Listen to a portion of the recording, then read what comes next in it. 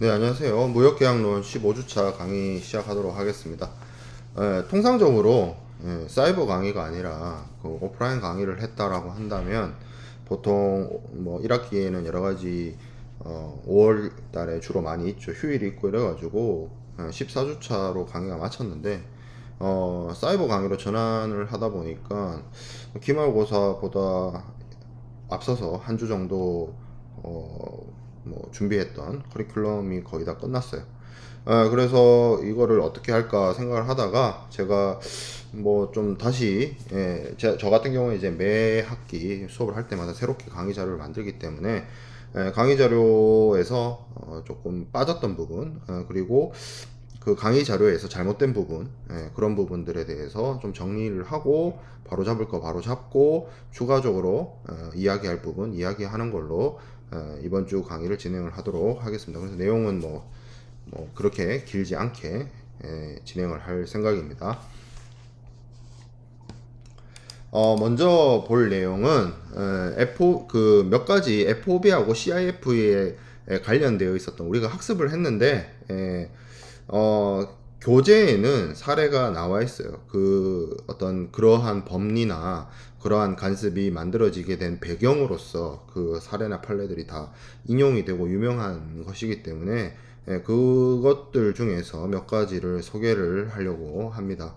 먼저 그 FOB가 제가 한번 강조를 했다시피 정말 수많은 형태의 변형과 그 어떤 실제 인커텀스에서 규정되어 있는 내용대로 무역 거래가 이루어지지 않고 실무적인 FOB, 그리고 인커텀스 상의 FOB, 그리고 뭐 혹은 클래식한 FOB, 국내용 FOB, 그리고 뭐 수출 FOB, 뭐 다양한 FOB가 있었죠. 그래서 이 FOB 계약의 융통성이라는 것이 다양한 변주라는 것이 실제로 있고, 그런 것들을 모두 다 어느 정도는 인지하고 있는 사실입니다.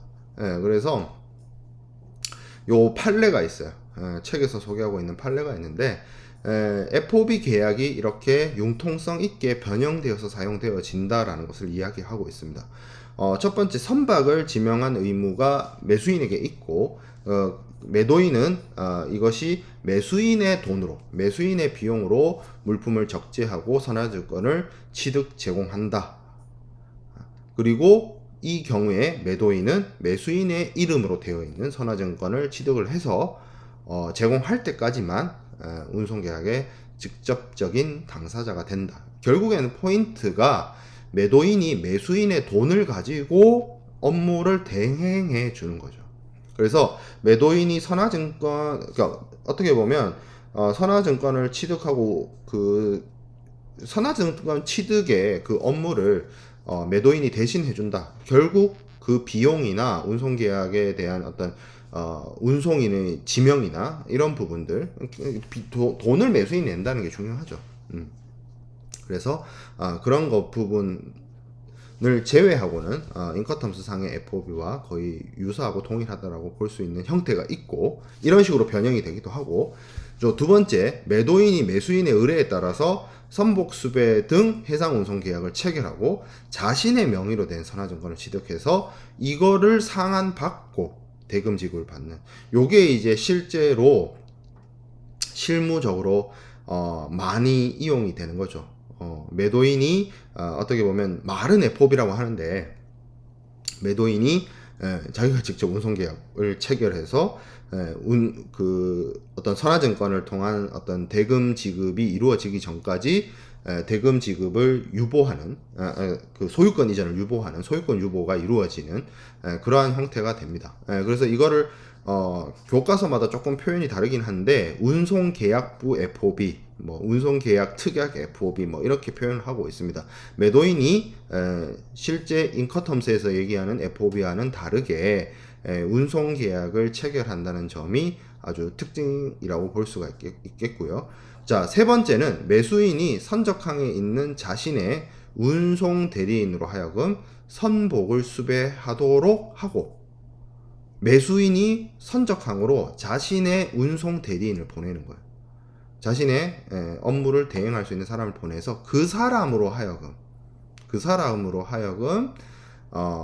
일종의 역할을 하도록 하는 것인데, 여기서 매도인은 그냥 단순하게 물품을 본선 적재하는 것 끝입니다.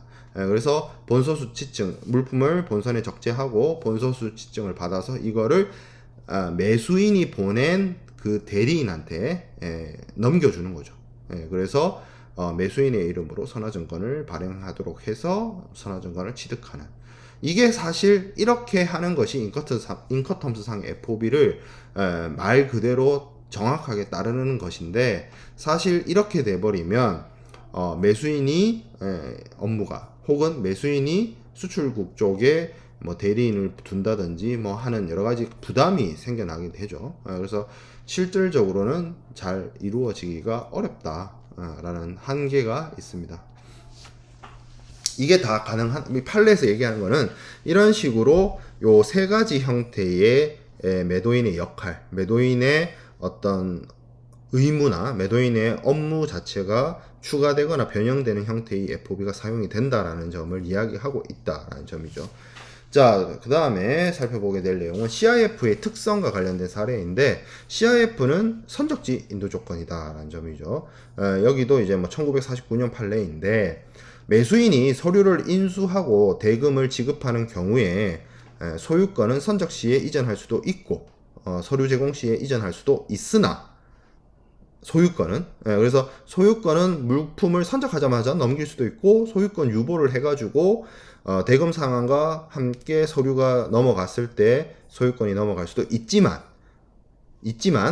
위험은 언제? 위험은 선적 시에 이전한다.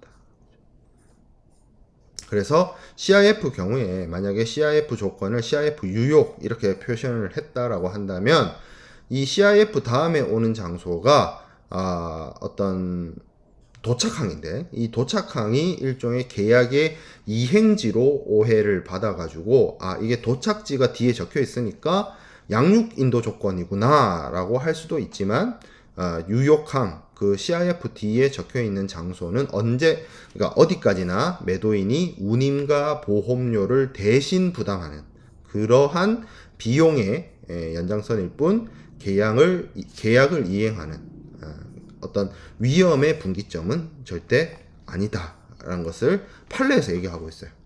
이 사건에서. 그래서 어떻게 보면 CIF 조건의 경우에 가장 본질적인 어떤 매도인의 의무이자 특징이 서류, 선화증권이라는 서류를 매도인이 매수인에게 인도하는 것이기 때문에, 결국 선화증권이라는 서류가 등장을 하기 위해서는 선적 의무의 이행이 있어야 된다. 그래서 그 선적 의무의 이행과 관련돼서 CIF는 선적지 인도 조건이다. 그게 제일 중요한 핵심적인 의무다라는 이야기를 하고 있습니다.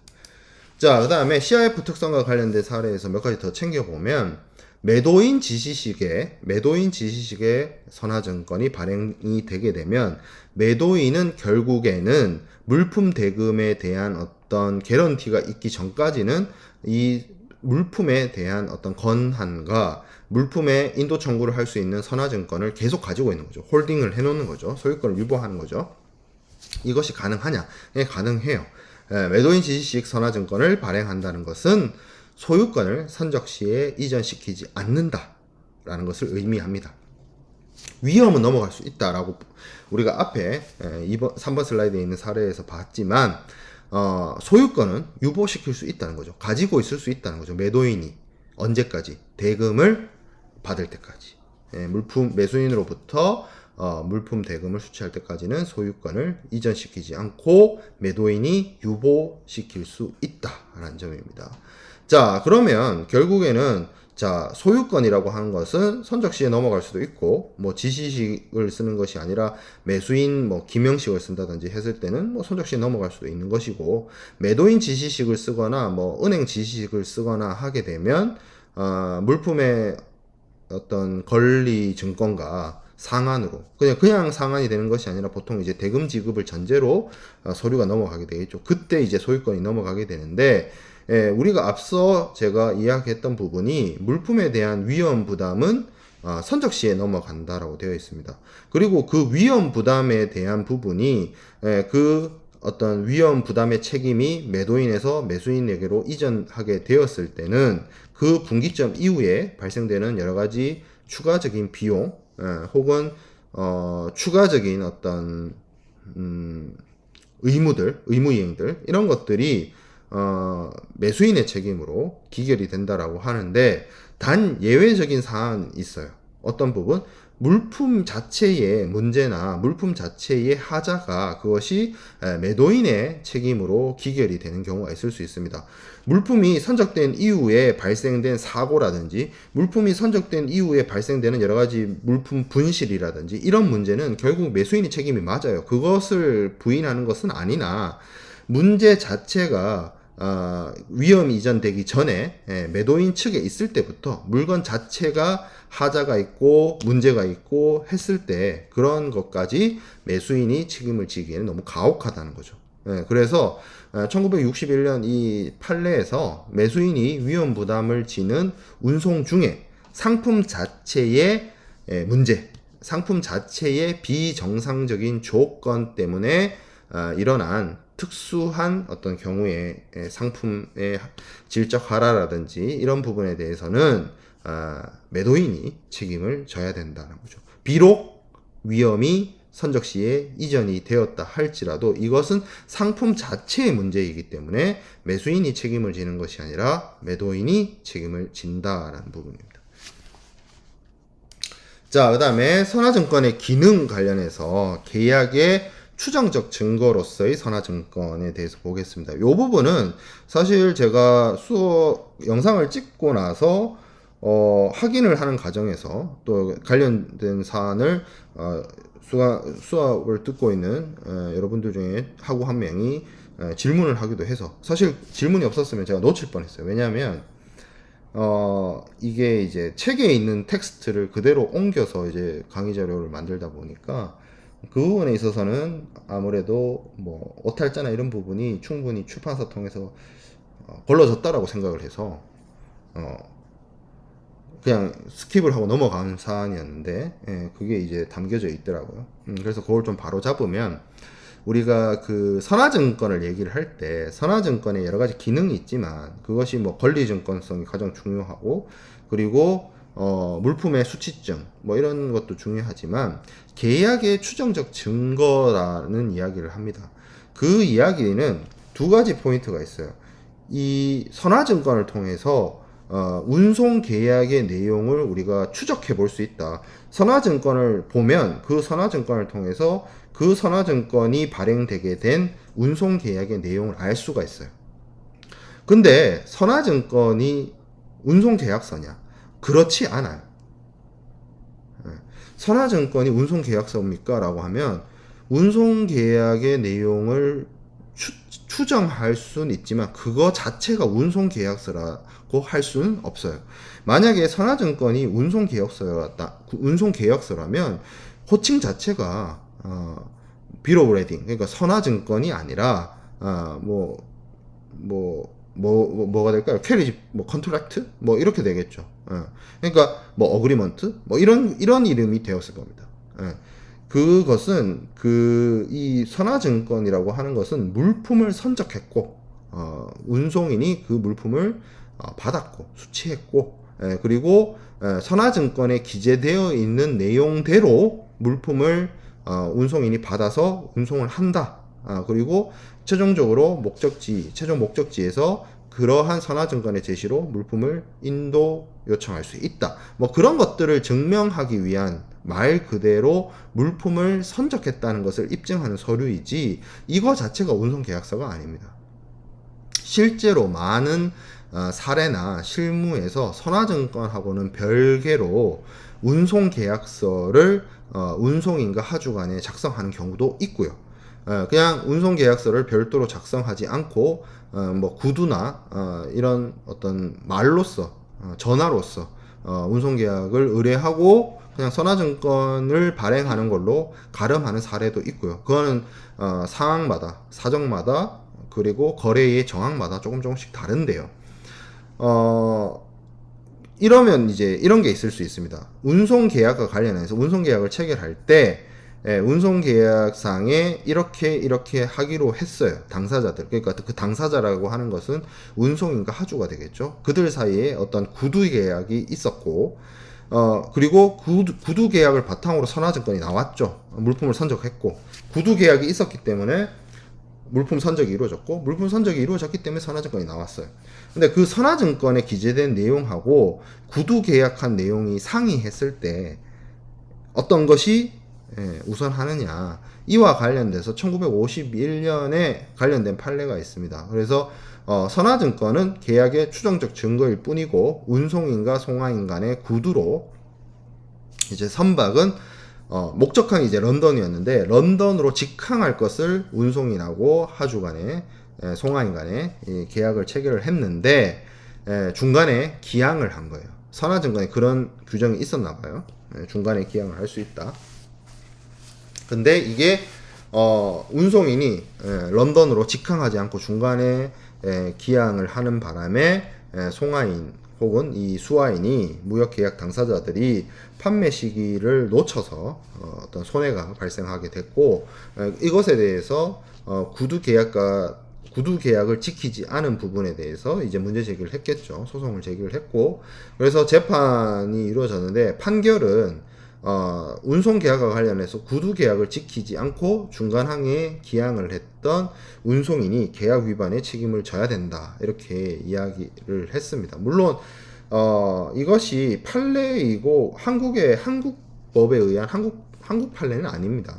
그렇기 때문에 이게 절대적인 기준이 될 수는 없으나, 통상적으로 당사자들 사이에서 운송 계약과 관련해서 구두로 맺어진 계약이 있다라고 한다면 그것은 뭐 우선적으로 인정되어질 수밖에 없고, 선화증권의 내용과 상반된다면 그 부분도 당사자들의 어떤 의사, 당사자들의 구두 계약이 더 우선할 수밖에 없다는 많은 판례가 있어요. 근데 이제 강의 자료하고 책에 뭐라고 되어 있냐면, 구두 계약은 운송 선화증권, 그러니까 문면상에 있는 선화증권의 기재 내용을 우선할 수 없다, 이렇게 되어 있거든요. 그 없다가 아니라 있다요.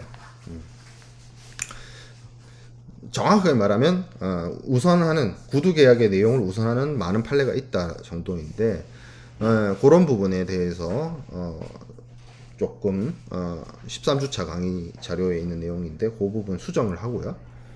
거기에 좀 더 나아가서 우리가 전기선 운송 같은 경우에 실제 이게 이제 예전에 재래선 방식의, 우리가 보통 재래선 운송이다라고 하면 통상적으로 컨테이너가 사용되기 이전 운송 방식을 재래선이라고 해요. 그러니까 뭐 나무 상자나 뭐 포대 자루 같은 데다가 화물을 넣어가지고 운송하던 그런 시절, 뭐 최소 뭐 한국전쟁 6.25 때나 한 60년대, 70년대 초까지, 그때가 이제 재래선 운송이었고, 그 이후부터는 이제 컨테이너가 보편화되고 전 세계적으로 공용화되면서 컨테이너선을 이용한 운송이 있고, 나머지 이제 벌크 화물들, 컨테이너에 적입할 수 없는 곡물이라든지 강물이라든지 이런 것들을 운송하는 벌크 운송, 그리고 유조선, 그러니까 뭐 그런 식으로 이제 운송이 재편이 됐죠. 컨테이너 운송 위주로. 근데 이 전기선 운송 같은 경우에는 우리가 뭐 선화증권이 발행되고 선사들이 뭐 비해를 발행을 하는데, 이 벌크선 같은 경우에는 주로 선박을 뭐 용선, 경우에 따라서는 전기 용선을 하기도 하고 나용선을 하기도 하고 항해 용선 계약을 체결하기도 하는데, 그런 용선 계약이 체결되게 되면, 용선 계약은 말 그대로 대표적으로 항해 용선 같은 경우에는 이제 서식이 있죠. 젠콘 서식이라는 게 있습니다. 뭐 그거는 이제 계약론 수업보다는 여러분들 운송론이나 상거래 규칙론이나 아니면 물류 수업에서 들을 수 있는 내용인데, 젠콘 서식에 따라서 항해 용선 계약을 체결을 해요. 그리고 뭐 나용선이나 나용선 같은 경우 이제 베어콘, 뭐 그런 용선 계약과 관련된 계약 표준 양식이 있어요. 그걸 통해서 계약이 체결이 되는데, 그 경우에는 운송 계약이 있는 거예요. 운송 계약서를 작성을 합니다. 용선자와 선주 사이에. 혹은 뭐 선박을 직접적으로 운영하는 관리자와 하주 사이에 그렇게 이제 용선 계약서가 작성이 되는데, 그러면 그거는 용선 계약서는 용선 운송과 관련된, 부정기선 운송과 관련된 운송 계약서거든요, 말 그대로. 그러면 이 경우에는 운송 계약서가 분명히 존재해요.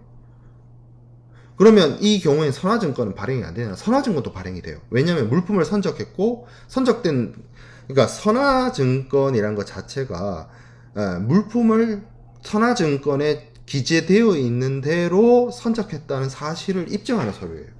그러니까 물품을 선적을 했고 그 어떤 물건들을 선적을 했는지를 이제 기재를 해야 되잖아요. 그렇기 때문에 용선 계약의 경우에도 경우에 따라서 선화증권이 발행이 됩니다. 선화증권이 발행이 안 되고 뭐 시웨이빌이 나올 경우도 있지만 용선 계약과 선화증권이 같이 공존할 수 있어요. 그러면 무엇이 더 우선하냐라고 따져봤을 때 용선 계약서가 더 우선합니다. 용선 계약서가 더 우선을 해요. 그래서 여러분들 공부를 하다 보면 결제론이나 무역 결제론 이런 거 공부하다 보면 UCP 600에 보면 선화증권에 대한 수리 요건을 이야기하면서 또 그 다음에 뭐가 있어요? 내용 거의 비슷한데 용선 계약부 선화증권이 있죠. 그건 뭐예요? 용선 계약이 존재하는데 별도로 선화증권이 발행된 경우 어떻게 할 거냐? 선화증권을 어떤 식으로 심사하고 수리할 거냐에 대한 내용이 나와 있죠. UCP 600에. 그래서 이거를 용선 계약 상황이 아닌 상태에서 발행되는 선화증권과 용선 계약 하에서 발행되는 선화증권의 상황을 효력을 다르게 보고 구분하는 이유가 여기에 있습니다. 전기선 운송에는 따로 전기선 운송 계약서 이런 거 발행 물론 개품 운송 계약을 체결해요 하는 경우가 실무적으로 많아요. 대형 어떤 대형 포워더나 대형 어떤 수출입업자 같은 경우에는 운송이라고 직접 운송 계약서를 별도로 작성하는 사례가 많이 있어요. 그게 관련된 판례에도 나와 있어요. 근데 그게 이제 이슈가 안 될 뿐이지. 왜냐하면 거의 대부분이 그냥 선화증권으로 이렇게 해서 그냥 이걸 그냥 가름해서 쓰니까. 근데 용선 계약 같은 경우에는 보통 뭐 정박 기간이라든지 조출료라든지 채선료라든지 뭐 어떤 선적 양화 비용이라든지 그런 것과 관련해서 누구에게 기속이 되고 누가 책임을 지느냐를 명확히 해야 되기 때문에 용선자가 하냐 선주가 하냐 아니면 선박 관리인이 하느냐 하주가 하느냐 이걸 정확하게 해야 되기 때문에 보통 용선 계약서를 작성을 한단 말이에요. 그럼 그 작성하는 용선 계약서 자체가 표준 양식이 있어요. 그 표준 양식에 따라서 작성을 하는데 그게 있다 보니까 선화증권이 어떤 지위라고 해야 될까요? 선화증권이 가지는 어떤 파워라고 해야 될까요? 그게 흔들리는 거죠. 흔들린다기보다는 우선을 하는 거죠. 어느 쪽이 용선 계약서가 그렇게 볼 수 있습니다. 용선 계약 부정기선 운송의 경우에는 그래서 그거에 비춰 보았을 때 이 부분은 어떤 선화증권이 단순하게 운송 계약서 그 자체가 아니다. 선화증권을 통해서 운송 계약의 내용을 파악할 수 있다라는 것이지 그거 자체가 운송 계약서는 아니다 라는 이야기를 하겠습니다. 자, 그렇게 우리가 앞서 살펴봤던 FOB, CIF 선화증권과 관련된 여러가지 판례 사례 다 책에 있는 내용입니다. 그래서 그거는 뭐 참고할 친구들은 참고하면 될 것 같고요. 추가적으로 더 논의할 게 있는데 그것은 수입화물 선취 보증서와 파손화물 보상장이에요. 자, 수입화물 선취 보증서라고 하는 거는 이제 영어로 letter of guarantee라고 하는데 이거는 선화증권을 만약에 분실을 했거나 혹은 선화증권보다 하물이 목적지에 먼저 도착했을 때 선화증권 원본 없이 하물을 인도받을 수 있도록 하는 제도입니다. 그런데 이거는 문제가 있습니다. 왜? 선박회사는 선화증권을 발행을 했기 때문에 그 선화증권을 제시하는 자에게만 하물을 인도해줄 의무가 있어요.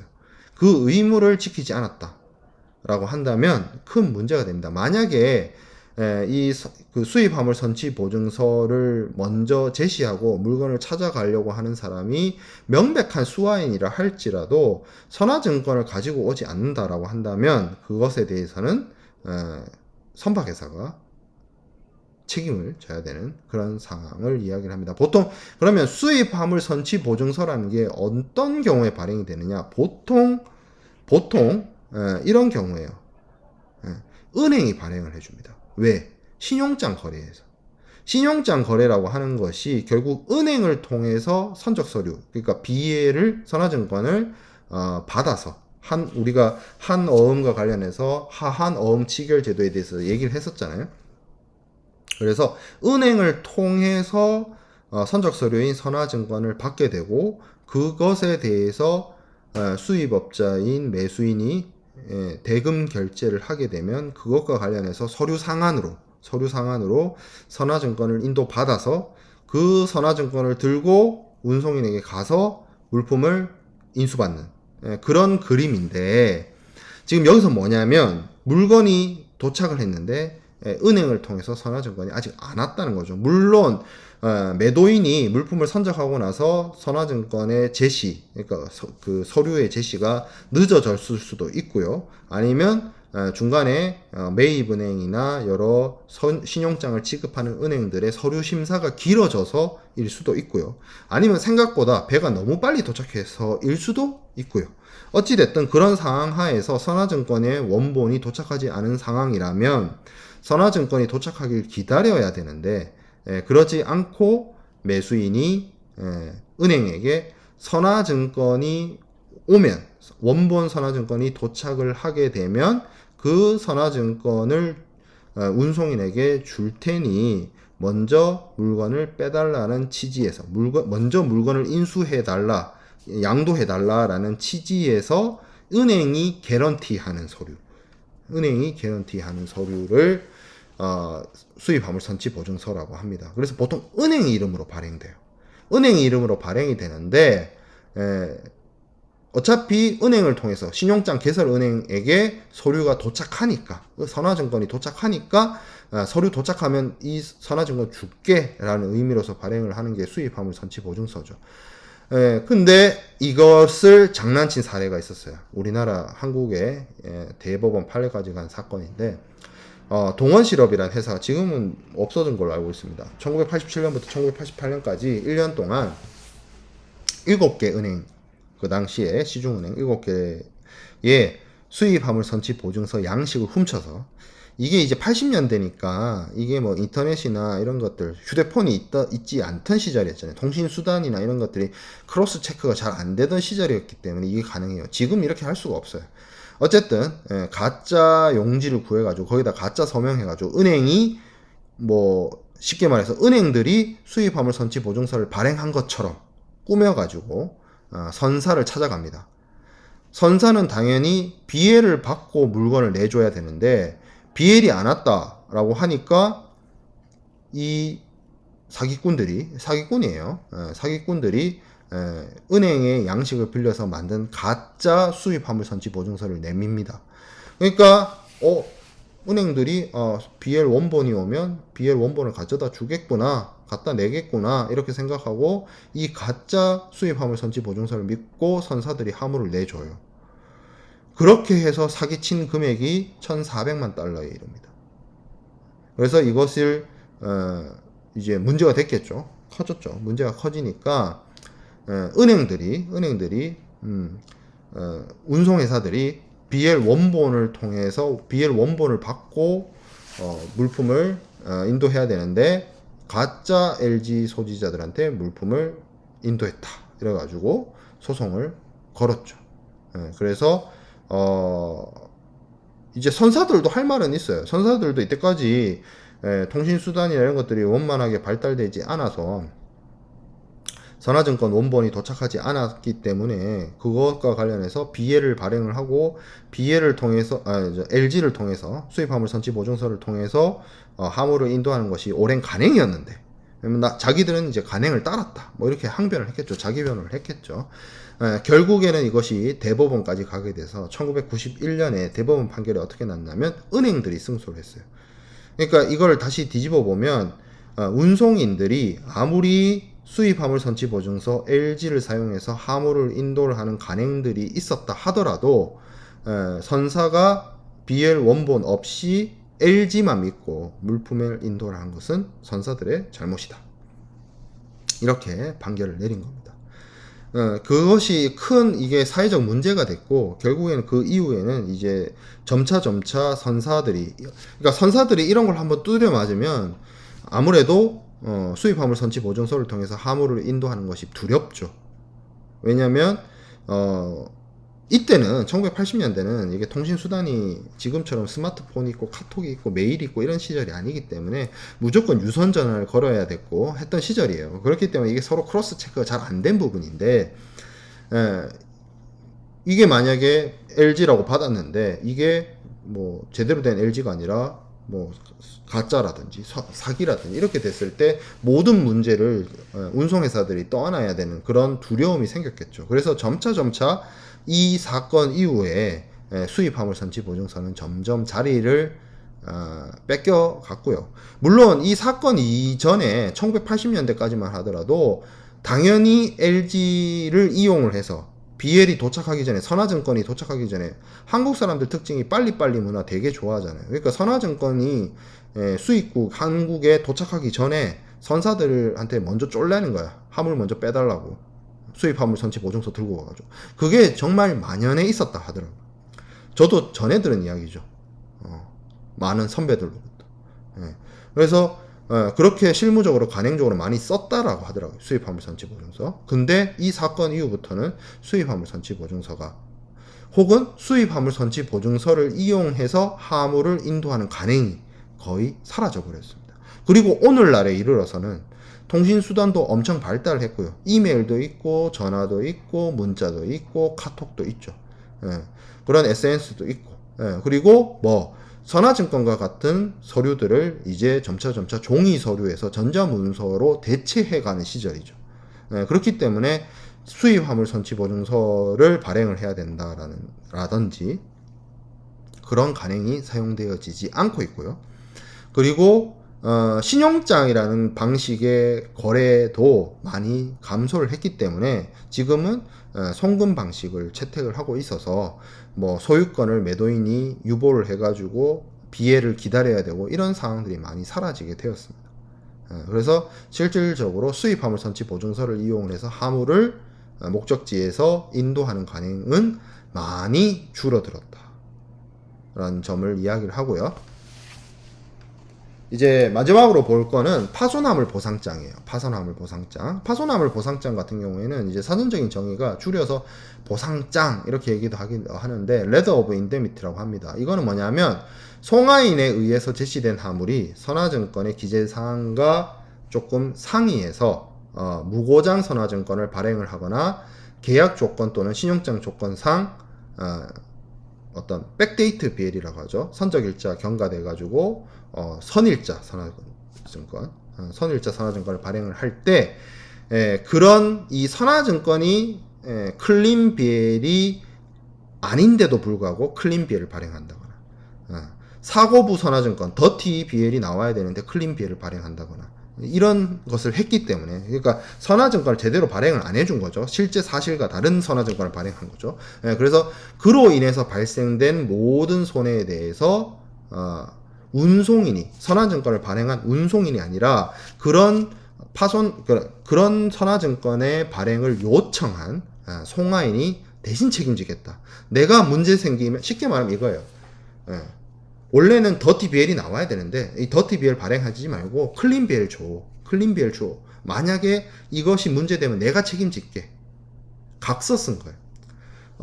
어려운 말로 파손화물 보상장, 줄여서 보상장인데 이거 쉬운 말로 두 글자로 얘기하면 각서입니다. 각서. 송화인이 각서 쓴 거예요. 송화인이 각서 쓰고 운송인한테 이거 클린 BL 발행해 주세요 라고 한 겁니다. 왜? 이게 신용장 통일주식 UCP 600에서 선화증권의 수리 요건에 클린 BL이어야 하거든요.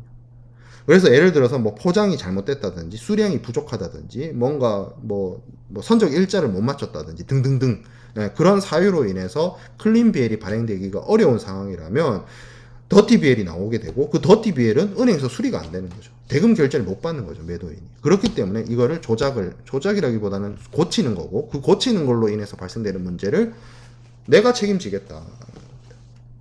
왜냐하면 선화증권은 제가 앞에서도 얘기를 했지만 거기 선화증권에 기재되어 있는 대로 물품을 선적했다는 사실을 입증하는 서류예요. 그래서 목적지에서 도착해서 화물을 양화해가지고 화물을 검사했을 때 선화증권에 기재된 사항과 실제 목적지에 도착한 화물의 상태가 동일해야 돼요. 선화증권에 100개라고 적혀 있으면 목적지에 도착한 것도 100개여야 합니다. 선화증권에 사과라고 적혀 있으면 목적지에 도착한 것도 사과여야 해요. 거기에 대한 책임은 그 선화증권을 발행한 운송인에게 있어요. 그래서 우리가 앞에서 그런 얘기를 했잖아요. 만약에 운송인이 그 화물의 상태나 정도를 파악하기 어렵다. 그러면 시퍼스 로드 앤 카운트라는 문구를 굳이 약간 언론 클로즈 쓴다. 왜? 선화증권에 기재된 대로 선적됐다는 사실을 자기가 선화증권을 발행하는 운송인이 개런티해야 되기 때문에 자신이 그 선화증권에 적혀있는 화물의 종류나 상태나 이런 것들을 내용을 컨텐츠를 자기가 개런티 못한다면 나는 책임 안 지겠다는 차원에서 언론 클로즈를 넣는다 라는 이야기를 했어요. 예, 그렇기 때문에 선화증권이 사실과 다른 선화증권이 발행됐을 때의 책임이 결국 그것을 발행한 운송인에게 가고 있기 때문에 아무리 매도인이 사실과 다른 선화증권을 발행해달라고 요청한다 해서 운송인이 쉽게 안 해주겠죠. 그러니까 매도인이 각서를 쓸 수밖에 없는 거고, 그 각서가 파손화물 보상장입니다. 자, 그러면 이 파손화물 보상장은 제대로 된 거냐? 결국에는 운송인과 수화인, 그러니까 수화인은 물건을 받는 사람이죠. 수입자죠. BL을 받았어요. 대금 결제하고 BL을 받았는데 BL에 사가 100상자라고 적혀 있는데 실제로 목적항에 도착해서 화물을 열어보니까 사과가 90상자밖에 없어요. 10상자가 차이가 나요. BL 내용하고 실제 선적 내용이. 그러면 이것에 대해서 문제제기, 수입자, 수화인은 운송인에게 당연히 자신의 정당한 권리로서 문제제기를 할 수 있습니다. 야, 선화증권에 100개라고 돼 있는데 여기는 왜 90개밖에 없냐. 그리고 이것에 대해서 아무리 파손화물 보상장이 있었고 송화인의 각서가 있었다 하더라도 운송인은 책임을 져야 돼요. 거기에 대해서 보상을 해줘야 됩니다. 운송인이 파손화물 보상장이 있었는데요 라는 식으로 책임 회피를 할 수 없어요. 자, 그러면 운송인은 어떻게 하느냐?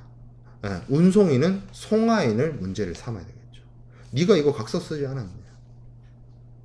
네가, 그러니까 수화인한테 책임져가지고 손해배상해야 되는 건 운송인이 할 일이고, 운송인은 누구를 잡아야 되겠어요? 자기한테 각서 써준 송화인, 매도인을 잡아서 돈 내놔 이렇게 해야 되겠죠. 근데 이제 여러 가지 판례나 법례가 이것에 대해서 이 파손화물 보상장을 통해서 운송인이 송화인한테 손해배상을 청구할 수 있다, 청구하지 못한다. 왜? 이 파손화물 보상장 자체가 불법이기 때문에. 뭐 이런 식으로 견해가 조금 나뉩니다.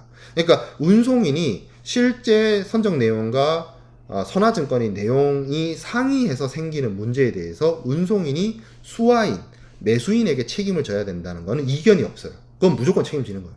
근데 이 파손화물 보상장을 발행한 송화인과 운송인 사이에서의 문제를 이걸 통해서 운송인이 송화인한테 손해배상을 청구할 수 있다, 없다, 요거는 조금 판례나 이런 것들이 나뉜다는 거죠. 그러면 실제 내용과 실제 선적하는 내용과 선화증권의 내용이 달라지게 됐을 때 어떻게 해야 되느냐? 협상을 하는 게 바람직합니다. 만약에 이런 상황이 발생했다라고 한다면 송화인은 운송인한테 이야기할 것이 아니라 수화인한테 얘기를 해가지고 신용장의 조건을 변경을 하거나 아니면 뭐 다른 방식으로 대금 결제를 하거나 그런 방식으로 이 매매 계약의 당사자인 매도인과 매수인 사이에서 어떤 협상이나 해결을 하는 것이 바람직합니다. 왜냐하면 이것이 결국에는 불법적인 선화증권의 내용과 실제 선적 내용이 다른 거는 어떻게 보면 사문서 위조의 사문서를 통한 사기의 위험이 있다라는 거죠. 불법적인 행위다라는 거죠. 자, 그러면 이런 LI 그리고 앞에서 살펴봤던 LG 파손화물 보상장과 수입화물 선취 보증서 이것이 오늘날에 많이 쓰이냐? 많이 쓰이지 않아요. 앞서 얘기했던 것처럼 파손화물 보상장의 수입화물 선취 보증서 같은 경우에는 대법원에서 명확하게 이것은 불법이다라고 했기 때문에 그 이후 사용이 줄었고, 이를 대체하는 여러 가지 수단과 방법들이 많이 생겨났습니다. 선화증권의 경우에는 서렌더 BL이라는 형식으로 BL의 원본성을 이제 없애는 방식으로 사용을 하거나 아니면 이제 전자선화증권을 사용하거나 그런 방식으로 대체를 했고요. 파손화물 보상장의 경우에도 신용장이 오랜 기간 메인 어떤 대금 결제의 주요 수단으로 사용될 때는 조금 이게 문제가 있었는데, 지금 오늘날에 이르러서는 신용장을 통한 대금 결제를 많이 안 하게 됐죠. 그래서 이 파손화물 보상장의 사용의 빈도라든지 사용으로 인한 문제들은 점차 많이 줄어들고 있고, 오늘날에는 거의 사용이 많이 안 되는 추세로 가고 있습니다. 여기까지 내용을 정리를 했고, 그래서 추가적으로 15주차 강의는 우리가 수업한 내용과 관련된 판례, 그리고 수업 시간에 지난 14주 동안 다루지 않았던 수입화물 선취 보증서와 파손화물 보상장에 대한 여러 가지 내용들을 좀 정리하는 걸로 하고 마치도록 하겠습니다. 수고했고, 다음 주에 시험 잘 보고, 시험 범위는 15주차 강의 자료까지 넣긴 하는데 15주차 내용은 시험 문제로 만들기에는 몇 가지가 없어요. 그래서 그냥 좀 추가적으로 살펴보면 될 것 같습니다. 시험 범위는 여기까지. 그리고 다음 주 수요일 날 LMS를 통해서 기말고사를 실시하도록 하겠습니다. 한 학기 동안 수업 듣느라고 고생했습니다. 수고했습니다.